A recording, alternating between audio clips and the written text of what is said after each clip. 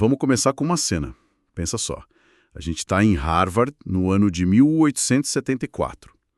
E tem esse jovem estudante, um tal de Samuel Scudder, super animado, sabe? Ele vai estudar com uma lenda da ciência, o naturalista Louis Agassiz. A expectativa dele, assim, estava lá no teto. Mas a primeira tarefa que ele recebe no Museu de Zoologia Comparada é no mínimo desconcertante. Agassiz não dá um livro, não dá uma aula, ele só coloca um pote de vidro na frente dele. Dentro, um peixe. E a instrução é uma só. Olhe para o peixe. E a gente precisa entender quem era esse Agassiz, né? Ele não era um professor qualquer. Ele era tipo um rockstar da ciência do século XIX. Nascido na Suíça, ele era uma força da natureza. Super carismático, diziam até que ele conseguia desenhar no quadro com as duas mãos ao mesmo tempo. Então, para um jovem estudante como o Scudder, receber uma ordem tão simples e francamente bizarra de um cara desses deve ter sido um choque. Exatamente. E o que parece só uma anedota, sabe? Uma excentricidade de um gênio, na verdade, virou uma das lições mais importantes sobre o método científico. O próprio Scudder escreveu um ensaio sobre isso depois, e é nesse material que a gente vai mergulhar hoje, porque a história não é sobre o peixe, é sobre a diferença entre ver e observar, e como uma tarefa chata pode ser a chave para aprender de verdade. Então, com essa figura gigante do Agassiz na cabeça, como foi o primeiro dia para o pobre do Scudder sozinho com aquele peixe? Ele pega o frasco, olha para o bicho e em 10 minutos ele pensa: pronto, já vi tudo. Claro, é um peixe cinza com escamas, barbatanas, o que mais teria ali, né? Pois é, ele anota tudo o que consegue pensar e vai procurar o professor, achando que vai receber a próxima tarefa. Só que o Agassiz sumiu. E não é que ele foi tomar um café, ele desapareceu por horas. Scudder fica lá, sozinho, no laboratório, o tempo passando. E ele olha para o peixe de novo e de novo. A frustração começa a pegar. E aí a coisa fica interessante. O tédio força ele a um nível de interação que ele nunca imaginou. Ele não só olha, ele começa a investigar de verdade. Ele conta as escamas numa fileira, depois em outra. Ele mexe nas nadadeiras para ver como elas funcionam. E num ato de puro desespero, ele abre a boca do peixe e enfia o dedo na garganta para sentir os dentes. Uma cena quase cômica, né? Imagino ele preocupado com o cheiro de peixe e álcool que ia levar para o jantar. Ele está sentindo que já sabe tudo sobre aquele bicho, mas continua preso ali. E é aí, nesse pico de frustração, que a coisa muda. Sem ter mais o que fazer, ele pensa: bom, talvez eu devesse tentar desenhar. E no momento exato que ele pega o lápis, quem reaparece? Louis Agassiz. Ele mesmo. O professor olha o que ele está fazendo e solta a frase que é o coração da lição toda. Muito bem, um lápis é um ótimo olho. O que é fascinante nessa ideia é como ela redefine tudo. Agassiz está fazendo uma distinção muito clara entre o que é ver e o que é observar. Certo. Vamos tentar definir isso. Ver, então, seria o ato passivo, né? Você só registra a imagem. Exatamente. É quase como uma câmera. Você capta a informação geral. Observar é um ato de interrogação. É ativo. Você faz perguntas ao objeto com seus olhos, com as mãos e, como Scudder descobriu, com um lápis. Faz sentido. O lápis te força a confrontar o que você não sabe. Se você não notou a curva exata de uma escama, seu lápis vai parar ali, esperando uma resposta que você ainda não tem. Ele te força a ser preciso. Perfeito. Então, com o desenho na mão, Scudder deve ter se sentido mais confiante.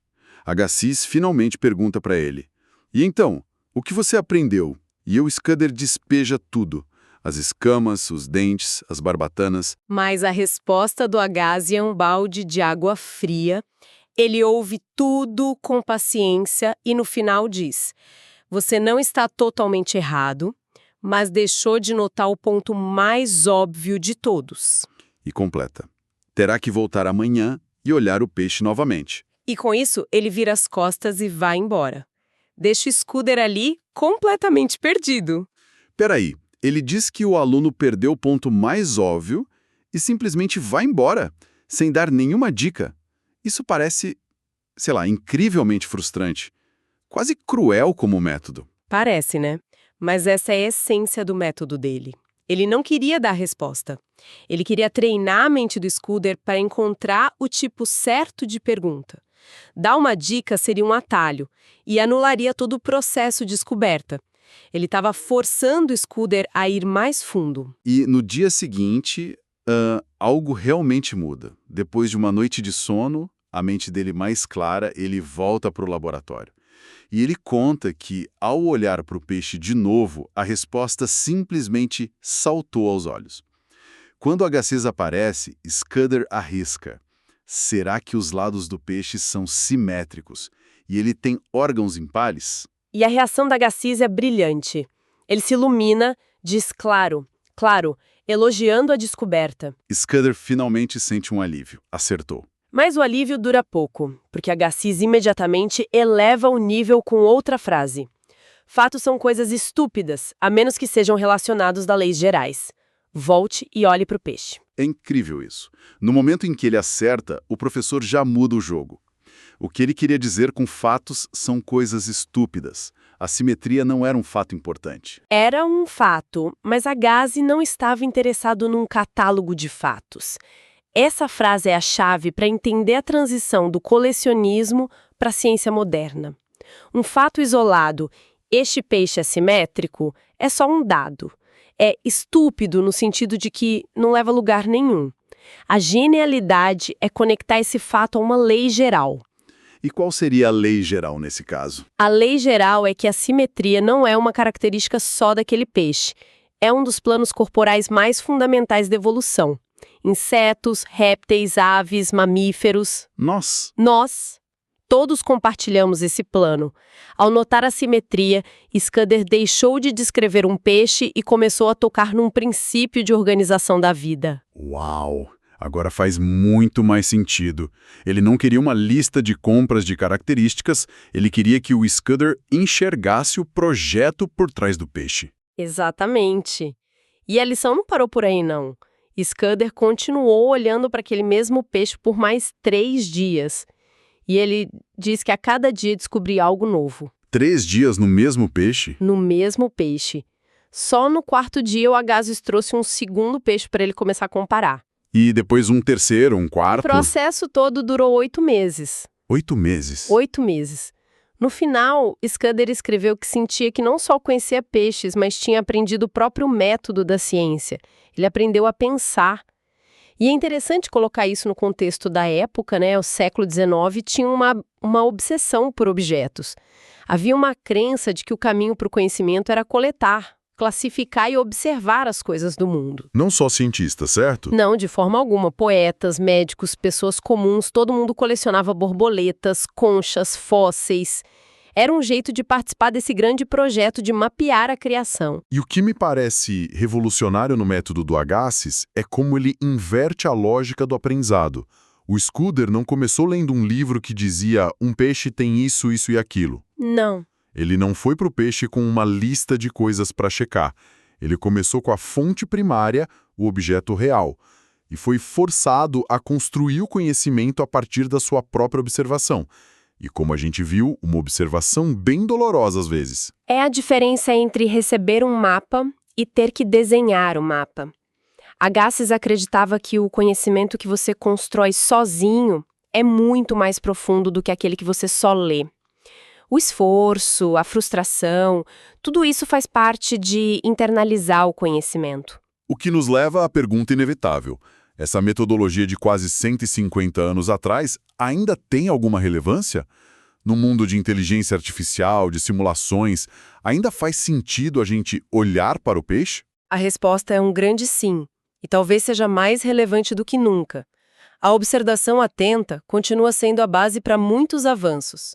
Pensa, por exemplo, em engenheiros que projetam veículos subaquáticos. Robôs, peixes, esse tipo de coisa. Isso.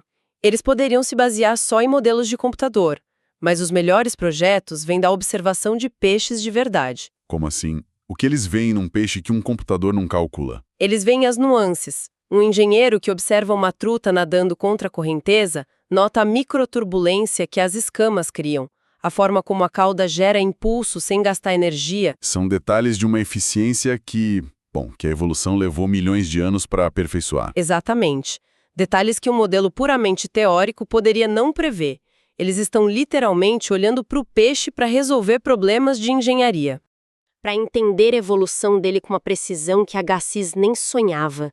A gente pode usar ressonância magnética para olhar dentro de um peixe funcionando. A tecnologia nos deu novos olhos. Exato. Olhos que veem em escalas moleculares, em tempo real, mas a mente que dirige esses olhos, a mente que decide o que é importante e conecta os fatos às tais leis gerais.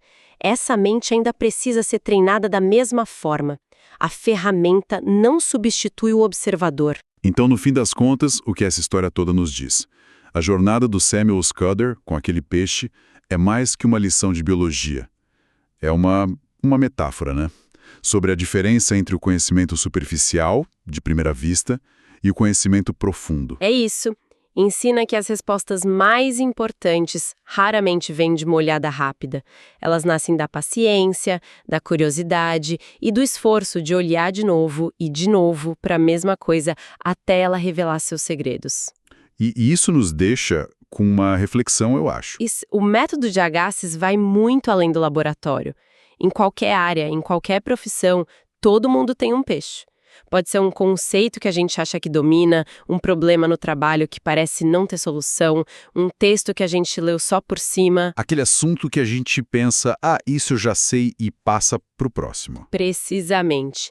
E a provocação que fica é: o que aconteceria se a gente realmente parasse para olhar para o nosso peixe? Se a gente dedicasse não 10 minutos, mas 3 dias, uma semana, com a mesma intensidade do Scudder? O que será que a gente descobriria? Qual é o ponto mais óbvio, a lei geral por trás dos fatos, que até agora nos escapou simplesmente porque a gente nunca teve a paciência de olhar de verdade? A primeira é de um professor que eu tinha, que falava o seguinte: as palavras não são impunes. Elas advogam a seu favor ou contra.